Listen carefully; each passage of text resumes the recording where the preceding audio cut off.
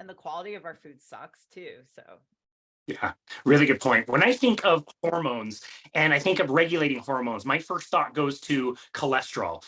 What things in the past, as far as our nutritional recommendations, especially around cholesterol, saturated fat, animal products to begin with, maybe even red meat, like how have those things also impacted men's health or all health in general, I guess?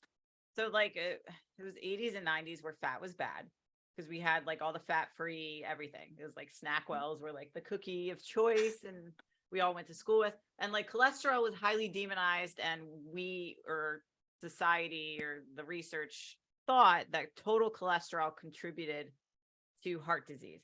We have since found that that is not the case, and total cholesterol does not matter as much as plaque and the particles, like things like ApoB, ApoA, lipoprotein little a. It's probably the most important factor to assess cardiac risk. Total cholesterol, you could have a total cholesterol of 230 and you're fine. I think a lot of the times many physicians are quick to dispense a statin if it's over 200. Hasn't shown with statins that they've actually reduced events or cardiac events at all. So looking at somebody's cholesterol profile, sometimes cholesterol is really high if you're eating really low fat. But who would have known? So someone who sees that and they're like, oh, I got to lower my fat. And then they lower their fat more and their cholesterol goes higher. And then they get put on a statin and now they're not as healthy.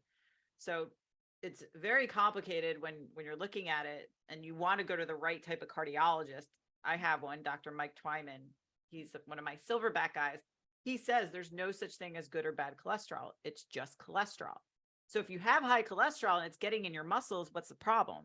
Like we need that to manufacture hormones. We need it to produce the right types of like enzymes and everything in our body. Like it's essential for good stuff. So we don't want to just completely eliminate it. Plus, if you have inflammatory markers that are high, like C-reactive protein or homocysteine, or you have high triglycerides, insulin, glucose, those are way more important in combination with some of the other stuff than just alienating cholesterol alone. So it's been often demonized to think that, well, total cholesterol as a sole number has any correlation with heart disease, because we found now it doesn't. Yeah, very, very well explained. So we kind of covered the lack of movement. We've covered a bit of nutrition. What about other stress factors? Like you already mentioned stress, but sleep, stress. What are other like big kind of lifestyle markers that are deteriorating men's health? So a lot of my clients, so I get a lot of guys who are maybe on the leaner side, they're already active, but they want to get like super shreddy, super lean and jacked. They undereat. All these guys, right? So most of us women, we're the ones that are stereotyped with being obsessed with the scale, always wanting to cut calories. Guys do it too. Oh my God. Like I can't, maybe I can count on one hand how many dudes I've had to lower calories with, and I've trained a lot of guys. So most of them I'm increasing their calories because logically it makes sense. Like, oh, if I lower calories and increase my output, then that's a big deficit. I should drop fat. Except when your deficit exceeds what your body can actually keep up with. So it's not going to, again, it's not going to say, well, we're doing really well, so we're going to feel healthy enough to procreate. No, no, no, no. Stress impacts sex drive, testosterone, like health just in general. So if your body is just constantly trying to survive, it does not feel comfortable producing the necessary hormones to make you feel good. Like you're not supposed to feel good at that time. Like it's literally like on overdrive, like alarms, like you got to stay, alive here. So that can be a huge detriment, but guys don't really realize that. They're like, well, I feel like shit, so I'll just drink more stimulants, take some Adderall, and then I'll feel better. And then this will kind of plow me or push me through the workouts. And they're too prideful to admit that maybe it's a little too much. So we have to Yeah. address that. And I noticed too, just reading all the types of people that you tend to work with, there's a lot of A-type people in there. So these are dudes that are used to kicking ass. They are used to undersleeping and overworking. They probably started their own companies or working long hours or whatever it is. And so you already have that tendency. Golf kind of has that tendency too as a sport itself. You're always trying to refine your swing and do new lessons. You're always working on something. And so that to me seems like a huge challenge that not enough people are talking about. It, I don't know what drew me to this. I think because in Greenwich, we're the first town outside New York City. So I had a lot of the Wall Street guys who wanted to train before they caught, train before they caught the train. And then I had the guys who like pretended they're retired around 10, 11 a.m. Like I never had evening clients at all, like the type A. And they were challenging sometimes personality wise. And I liked that. I was drawn to that. Like sometimes when people ask how I got in men's health, I'm like, I have daddy issues. And this is exactly why I need to be in it. But like my friend Jay Tita and I discussed literally like he's in women's health and I'm in men's health. And he said he has mommy issues and he used his pain for his purpose. And that's what I did. So like my dad was just not in my life growing up. So I was like, oh, well, that makes sense because now I want to help all the men. So back to type A. So I think I was drawn to that personality because I was like, I can help them find a solution for what they're struggling with. But they are so, I don't want to say stubborn, but they're so brilliant in every aspect of their life, their business, like, maybe their family life, but like choosing, making really hard decisions. But when it comes to the fitness and the nutrition side, they do not know. They know they don't know. They'll think they know, but they don't know. And that was what was really fun and still is. Because I'll get guys like on a consult, they'll tell me what they need. And I'm like, cool. And then I'll explain to them in a way that doesn't really make sense, or not make sense, but I'll explain what they need in a way that doesn't seem like I'm going at them. Because a lot of these dudes, they have no other choice. And I'll say that to them. I'm like, cool. So you've been doing XYZ. Now, how do you expect to get to this? Because doing more of what you're doing is not going to get us there. Are you willing to do something different? Why did you hire me? Right. Right. So right.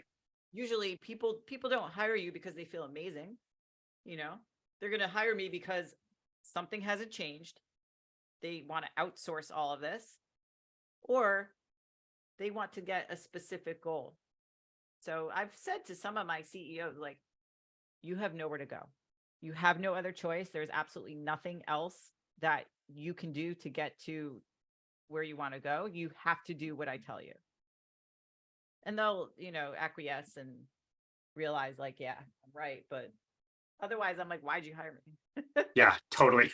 Totally. No, that's very well explained. When it comes to determining if somebody is suffering from low testosterone, I've heard a lot of mixed on this. Is measuring testosterone in the blood, serum testosterone, is that the best way to know where our values are and where they should be? I've heard conflicting there. That it's almost like even if the serum the serum testosterone is a little bit on the low side, if you don't have the symptoms, the classic symptoms that we always hear about, which maybe we could go over those too, you really don't necessarily have a problem. What's your opinion on that?